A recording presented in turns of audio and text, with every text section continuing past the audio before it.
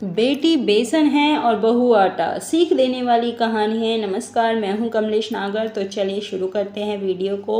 बहू सास के लिए ठंडा लेकर ज्यों ही कमरे में पहुंचती है तो वो सुनती है कि सास फ़ोन पर किसी से कह रही थी कि बेटी बेसन है और बहू आटा है। तो चलिए बहू के मन में क्या सवाल चल रहे हैं वो जानते हैं। बहू ठंडा देकर वापस आ जाती है, मगर उसे बेसन और आटे वाली सास की कहावत उसे बहुत ज़्यादा उदास कर देती है।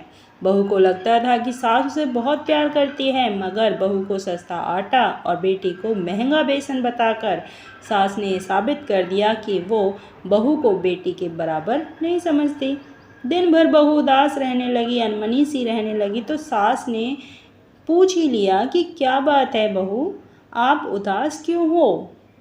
तो बहू कहती है कि माँ जी, आप तो बोलती हो कि बहू बेटी से ज़्यादा महत्वपूर्ण होती है, कि बहू बेटी से ज़्यादा महत्वपूर्ण होती है। फिर आपने फ़ोन पर बहू को आटा और बेटी को बेसन क्यों कहा माँ जी, ये बताइए। तो सास कहती है कि बहू, इसका मतलब ये है कि बेटी बेसन के जैसे होती है। बेसन का इस्तेमाल हम रोज़ नहीं करते, समझना आप भी ध्यान से इसको। हम रोज़ नहीं करते उसका बेसन का इस्तेमाल, लेकिन कभी कभार तो करते हैं। रसोई में बेसन का उपयोग होता है। ओके, तो इसी तरह बेटी ससुराल चली जाती है तो हर समय सुख दुख में हमारे साथ नहीं रह सकती। कौन नहीं रह सकती? बेटी नहीं रह सकती। तो समझना है आपको इसका मीनिंग क्या निकलेगा।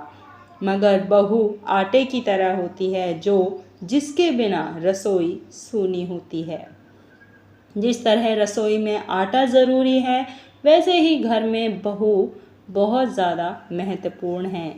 बेसन के बिना तो हम रह लेंगे, लेकिन आटे के बिना हम नहीं रह सकते। हमारा जो जीवन है वो ही बेकार हो जाएगा। तो इसीलिए बहू ज़रूरी है, क्योंकि बहू के हम बिना जो हमारा घर है वो बिल्कुल अधूरा है। इतना सुनकर मासूम बहू के चेहरे पर मुस्कान आ गई और वो बोली कि माँ जी, मैं समझ गई आप क्या कहना चाहती है। मैं आपके लिए ठंडी ठंडी लस्सी बना कर लाती हूँ। तो वीडियो कैसी लगी? अगर अच्छी लगी तो प्लीज़ लाइक, कमेंट, शेयर